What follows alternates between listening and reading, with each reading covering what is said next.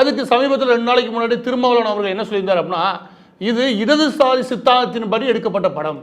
ஒரு 10-15 வருஷத்துக்கு முன்னாடி என்ன போன்ற நபர்கள்லாம் காலேஜில் படிக்கும்போது இந்த கம்யூனிஸ்ட் சிந்தனை, இடதுசாரி சிந்தனை இல்லையா, இதனால் கவரப்பட்டு ஒரு 10 வருஷம் 7 வருஷம் வீணடிச்சு அதுக்கப்புறம் திருந்தினது உண்டு.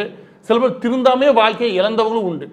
இதெல்லாம் எங்கேருந்து ஆரம்பிக்குது அப்படின்னா, இந்த மாதிரி உணர்வை தூண்டக்கூடிய படைப்புகள் இல்லையா, படைப்புன்னு சொல்லி இந்த கர்மத்தை கொண்டு வந்து சேர்க்கறது, அதை பார்த்துட்டு உள்ளுணர்வா அந்த உணர்வு பொங்க நாமளும் அந்த மாதிரி தான் லைஃப்ல வாழணும் அப்படின்னு நினைக்கிறாங்க பாருங்க இந்த இளைஞர்கள்.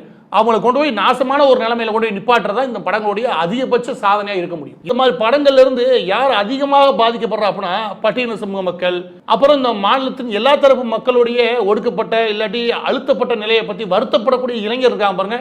அவனோட எண்ணம் நியாயமானது, அது தூய்மையானது. ஆனா அவனை தூண்டி விட்டு இவங்க அரசியல் பண்ணி இவங்க படம் எடுத்து லாபம் பார்க்குறாங்க பாருங்க, அது அருவருக்கத்தக்க விஷயம். இந்த படங்கள், இந்த விடுதலை டிவி எடுத்தது வந்து 60 to 70 கோடி ரூபாய் பட்ஜெட். 60 கோடின்னு வச்சுக்கோங்க. இந்த 60 கோடி பட்ஜெட் இருக்குல்ல, இந்த 60 கோடி பட்ஜெட் கீழே சுமார் 500 பேர் வேலை பார்க்கறான்னு வச்சுக்கோங்க. ஏற்கனவே 300 பேர் வேலை தான் நமக்கு தெரியுது. 300 பேர் வேலை பார்த்தானா இடதுசாரி சித்தாந்தத்தின்படி, இடதுசாரி சித்தாந்தத்தின்படி இந்த 300 பேருக்கு ஒரே சம்பளமா? என்ன உழைப்பை விஜய் சேதுபதி அதிகமாக போட்டால் அவருக்கு 30 கோடி ரூபாய் சம்பளம். என்ன உழைப்பை போடல, அதில் 24 வேலை பார்த்தா லைட் மேனுக்கு ஒரு நாளைக்கு 850 ரூபா சம்பளம். இவங்க இப்படி படம் எடுத்து லைட்மேனோட மகன் என்னவா இருக்கணும், புரட்சி சிந்தனையோட போராட்டமாக தெரியணும். ஆனால் இவங்க பிள்ளைகளாம் படம் எடுக்கவும் இயக்குனராகவும் போயிடும். அப்போ ஊருக்குள்ள இருக்க ஊராம் பிள்ளை ஃபுல்லாக போராட்டம் புரட்சின்னு தெரியணும். நம்ம வீட்டு பிள்ளைகள்லாம் புத்திசாலித்தனமாக தந்திரமாக இதில் படம் எடுக்கவும் நடிக்கவும் போயிடும். அப்படித்தானே?